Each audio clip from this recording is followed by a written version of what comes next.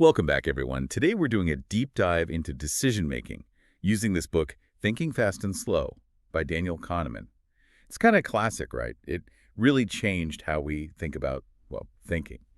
And it has so many useful insights for, I think, anyone who wants to understand how we make choices and how to maybe, hopefully, make better ones. Yeah, it's amazing. I mean, Kahneman, he won a Nobel Prize for this stuff. And he made something really complex, human thinking understandable for everyone, not just like academics. Exactly. And, it's funny, he starts with this idea that there are like these two systems in our minds, Mm. right? System one and system two. It's almost like we've got two little advisors in our head, but they don't always give us the same advice, do they? Right. Like imagine system one, it's your fast intuitive side. It's what makes you like swerve your car if you see something in the road without even thinking. Oh, yeah, that's a good one. But then you have system two, which is slower, more deliberate. That's the one that kicks in when you're trying to solve a really tough problem, like a Sudoku puzzle or something. Got it. So if I'm like trying to decide between two job offers, that's more of a system two situation, weighing the pros and cons and all that, really thinking about the future. It's definitely more work. Oh, for sure. But the interesting thing is that both of these systems, they're kind of always interacting. Sometimes they work together perfectly, but sometimes they clash. And that can lead to some some interesting decisions, let's say. And that's where I think all those cognitive biases come in, Yeah. right? The ones that kind of make us maybe misjudge things. Exactly. They're like these mental shortcuts. He calls them heuristics. Hmm. And they're super helpful for making those, quick decisions. Like you can't analyze everything all day long, right? Oh my gosh, no. But these shortcuts, sometimes they backfire. And that's when they cause these errors in judgment. So they're almost like, I don't know, like a double-edged sword. They can help us, but they can also trip us up. Yeah, that's a great way to put it. Can you give us an example of one of these mental traps, these biases? Sure, let's talk about the anchoring effect. This is our tendency to be swayed by the first piece of information we see, even if it's totally irrelevant to the decision. Wow. Okay, I see how that could be a problem. Right. And marketers use this all the time. It's why it's so important to be aware of it. So you're saying even if I know logically Yeah. that first piece of information is, I don't know, way off, my brain is still going to cling to it. It's a powerful thing. So for example, think about salary negotiation. If the first number mentioned is really high, you're much more likely to see other offers as not as good, even if they're fair. Oh man, that is sneaky. It is. Okay, so what about that other one you mentioned, confirmation bias?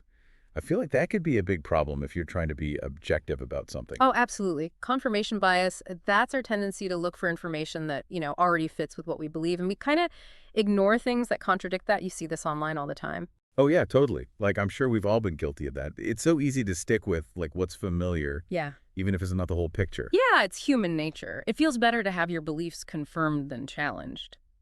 It can lead us down some not so great paths, especially now, with all this information everywhere. That's true. Makes you think. Yeah. So are there things we can do to try to, combat this? Well, one of the best things you can do is really try to get different viewpoints, even ones you don't like. So deliberately stepping outside of our little echo chambers. Exactly. It helps you see things, in a more complete way. Now, speaking of making assumptions, Kahneman also talks about something called the planning fallacy, which is, I think, really fascinating. Oh, I have a feeling I'm going to relate to this one. Tell me more. Yeah, so the planning fallacy, it's this tendency we all have to underestimate stuff like how long a task will take or how much it'll cost and even the risks involved. Oh, tell me about it. I mean, my to-do list, it's basically a monument to the planning fallacy at this point. But why do we do this? Why do we keep underestimating things? I think it's partly because we have this illusion of control. We think we have more power over things than we actually do. Oh, okay, yeah. And it's tied to overconfidence too, right? We overestimate our abilities, our knowledge. So it's almost like we're wearing, I don't know, rose-colored glasses when we're planning. Right. We see everything just going perfectly, even though deep down we probably know it won't. Exactly. And this isn't just about personal stuff.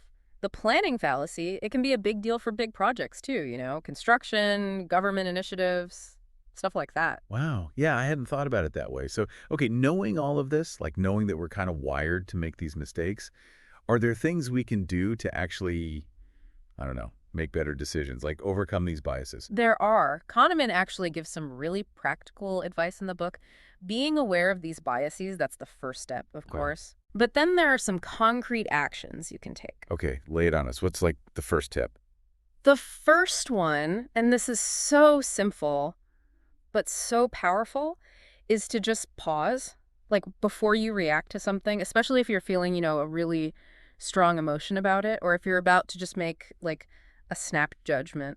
So it's like giving your brain a second to catch up, Yeah, letting that system 2 have a little input before system 1 just takes over completely. exactly. You're giving yourself time to, assess the situation, think about the consequences, all that good stuff. That makes sense. What's the next tip? Challenge your own biases.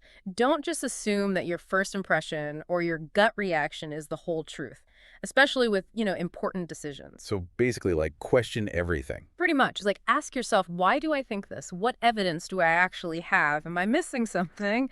Because confirmation bias, it's always there, trying to lead you down the path of just finding stuff that already agrees with you. It's so easy to do that, especially these days, like you said before, with all the information out there. It is. So try to actively seek out different Yeah. perspectives. Okay, so how do we actually do that? Like, how do we find those different viewpoints? Well, you can try, reading different news sources, listening to people you don't agree with, or even just like asking questions and actually listening to the answers. That's great advice. I feel like that applies to, life in general, not just decision making.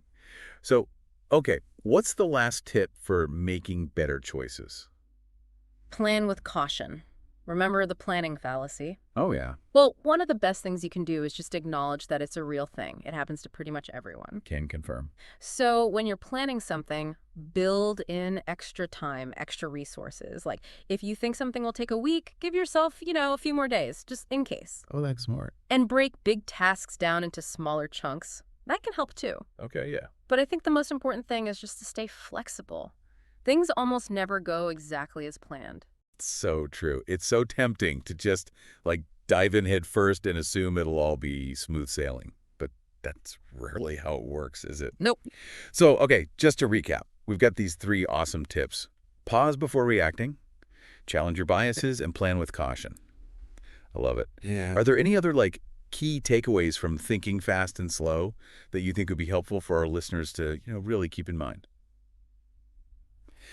Okay, so we're back for the final part of our deep dive into thinking fast and slow, and I feel like we've really, gotten into some pretty deep stuff about how our minds work, all those biases and mental shortcuts. Yeah, it's been a lot. But hopefully a lot of useful information too, right? Oh, definitely. I mean, Yeah. I know I'm already thinking about things differently. Like, I keep catching myself doing those things we talked about. I think that's the first step, right? Like just being aware of it. Because a lot of this stuff, it happens like under the surface, Oh, yeah. Like, we're not even conscious of it. Exactly. And the more you learn about it, the more you can kind of spot those biases, not just in yourself, but like in other people too. That's a good point. I hadn't really thought about that.